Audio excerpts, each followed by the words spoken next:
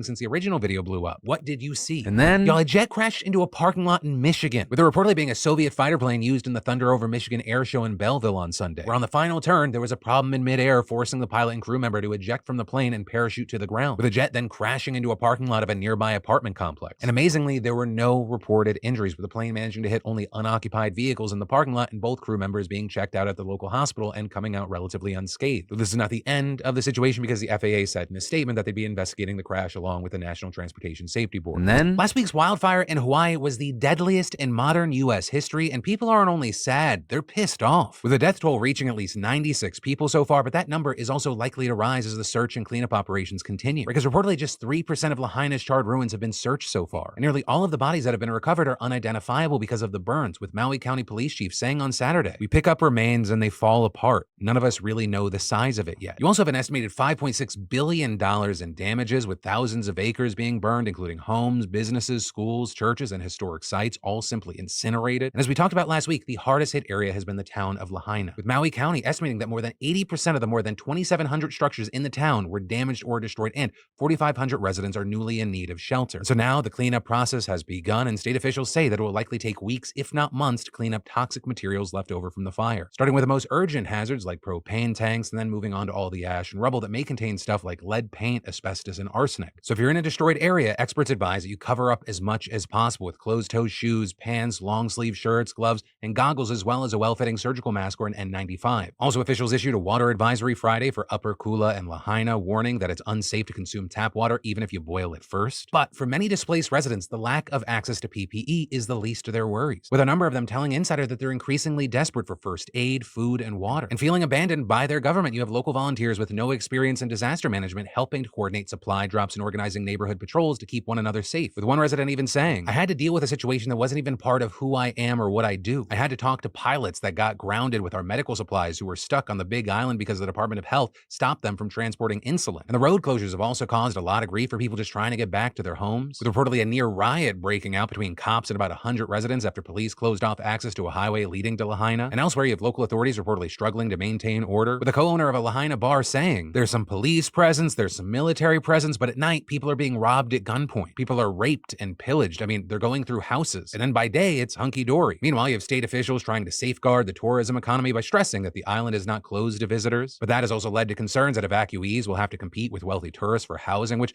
already had a shortage even before the fire incinerated thousands of homes. And so a lot of critical scrutiny has been directed toward the tourism industry and mainlanders on the island, with, for example, one Maui snorkeling company having to apologize after it ran a boat tour on Friday while parts of the island were still burning. But then more broadly, people fear that this wildfire is going to supercharge the displacement of native Hawaiians and local-born residents who can no longer afford to live in their birthplace, with residents telling reporters they're worried that when their hometown is rebuilt, the new homes will target wealthy outside buyers looking for a tropical haven. One evacuee telling the AP, "I'm more concerned of big land developers coming in and seeing this charred land as an opportunity to rebuild hotels and condos that we can't afford to live in. That's what we're afraid of." Because already, the median price of a Maui home is $1.2 million and a condo is $850K. And while some residents may be eligible for payouts, they're probably going to have to spend months or years wrangling with insurance companies and government aid agencies into giving them the cash that they need, which is likely going to be too long for locals working low-pay service jobs. Or we're talking about people just trying to make ends meet, which was hard enough before all this happened, with a state analysis last year showing that a person working 40 hours a week would need to make at least $18 an hour to afford housing and other necessities, but the minimum wage there is only $12. So you've got Hawaiian residents spending on average 42% of their income just on rent, the highest of any state in the US, which also means a growing share of them are being priced out of their home, with many of them having to leave and resettle in places like Vegas and Sacramento. You're literally pushing out the culture. But also in the wake of this cascading disaster, many others are wondering why it got so bad and why they were seemingly so unprepared. Because if you actually listen to the people's stories, so many of them say they never got any emergency alerts on the first day of the fires. And it actually turns out the government confirmed that none of the more than 80 siren towers on Maui went off, with the Hawaii Emergency Management Agency spokesperson not giving a reason as to why, but noting that 3 other alert systems were activated, including through cell phone, radio, and television. But that also doesn't mean much for the residents who had poor cell service, lost power, or didn't own cable TV because, it's fucking 2023. Plus, the whole point of those sirens is to alert people to check their phones, TV, or radio to get further instructions, right? One isn't a substitute for the other. And getting an early warning is crucial for disasters like this because when the flames are crawling toward you literally at a rate of a mile a minute, every single second could mean the difference between life and death. And you have this disaster where countless stories from survivors describe how it was just this normal sunny day and it turned into a burning hellscape seemingly instantaneously. And so now you have Hawaii's Governor Attorney General reviewing the county's emergency response. But for now, we're gonna have to wait to see not only if someone will be held accountable, if systems will little update, but what will happen to the people affected? And then, can Mr. Beast be stopped? When does he hit his peak? Because you may not be aware of this, but every time he one-ups himself now, it's just history. Like, he was on a podcast recently saying he was having to lower everyone's expectations about the release of his now newest video. And saying before the release, guys, like, we need to not stress if we don't one-up ourselves here. And that's because the video that he had posted before that was his best performing video ever, getting the second most views in a 24-hour period in the history of YouTube. And then he released the new video and got the most views in a 24-hour period. And so the question remains, is there something that can slow this guy down? Because not only do the views keep going up into a place I never thought we'd see them,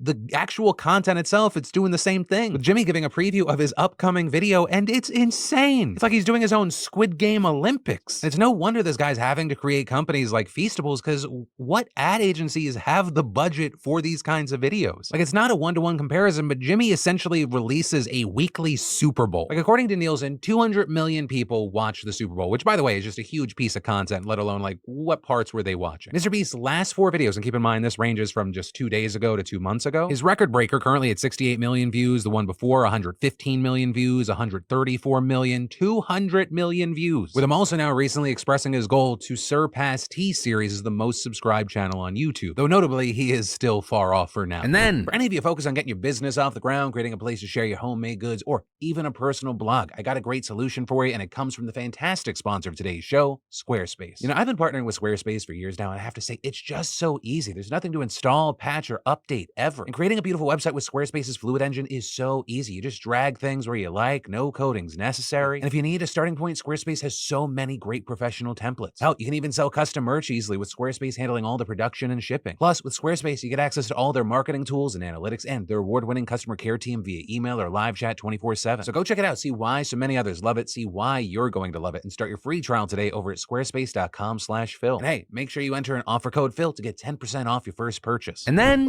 let's talk about some dirty laundry getting exposed. Because reportedly, the owners and managers of Williamsburg, Virginia laundry company smuggled more than 100 migrants, including minors, from El Salvador and forced them to work for them. With a Homeland Security probe into Magnolia Cleaning Services beginning back in 2021 and court documents detailing the chain of exploitation and abuse these migrants faced. With them recruiting in Central America, bringing back migrants between the ages of 14 and 25 to Virginia, then giving them fraudulent social security numbers and a place to stay at the laundry facility. But the workers were also told that they owed a debt to Magnolia Cleaning for smuggling them into the country. And so they were expected to pay rent for lodgings which didn't have heating or cooling and even lacked basic necessities like a kitchen or a shower. With the migrants also facing physical abuse at the hands of their smugglers. One teenager reporting that a manager pulled her hair with orders to get back to work, even beating her with a belt when they found out that she had made friends at school. And these smugglers used fear to keep the workers in line, threatening to deport them if they refused to work extra hours. With Jessica Aber, U.S. Attorney for the Eastern District of Virginia, saying, these business owners enriched themselves through this brutal enterprise using fraudulent identification documents and money laundering to falsify their wage records and just benefit themselves from the proceeds. These individuals lied, manipulated, and threatened their victims using fear to trap them in inhumane situations. With prosecutors back in December announcing a 33-count indictment, and 6 months later, the 2 owners and one of the managers were ordered to forfeit over $4 million in proceeds, with an undisclosed amount going to the victims. And as of now, they have each pleaded guilty and gotten their sentences, with one owner being sentenced to 4 years in prison and the other 2.5, as well as one manager who was sentenced to nearly 5 years in prison, with another seeing only 2 years for creating false identity documents. And as kind of like a silver lining to this, according to a Homeland Security special agent, the victims in this situation were given resources including a T visa, which is a visa provided to the victims of human trafficking that allows them to stay in the country temporarily and serves as a pathway to citizenship. And then meet your douchebag of the day, Marquez Jamal Jackson. And I can say that confidently because Marquez was part of a revenge porn lawsuit brought on by his ex, who's only identified as Jane Doe in this, that has now ended with a Texas court telling him he needs to pay her $1.2 billion. Because for whatever reason, this waste of space decided to harass her constantly after they broke up in 2021. And on top of the standard horrible things like constantly calling his ex with a spoofed phone number, he also posted nude photos and videos she had sent him onto Facebook, Twitter, Dropbox, and Pornhub, with him then going even further and sending links to this stuff to her friends, family, and workplaces. And this poor woman telling reporters that her life revolved around trying to constrain it and that this type of experience is devastating. And it's not like Marquez could pretend he didn't know that the nudes were only for him, as his ex made it very clear that was the case. Although he even went way beyond that. He also managed to get access to his ex's mother's security camera system and was able to watch his former partner, also getting into her bank account and using her funds to pay his rent, with the jury only needing 30 minutes to award the victim $1.2 $1.2 billion, which is $1 billion more than she was even asking for, with her ex not even showing up to the court proceedings. However, the reality is she's likely not going to see anywhere near that amount of money. And unfortunately, it's not all good news either. While revenge porn's been illegal in Texas since 2015, there hasn't been a criminal case here involving Marquez, with the victim reportedly having gone to police after the problem but receiving very little help. Though hopefully headlines like this will make police departments a little more receptive to actually listening to victims. And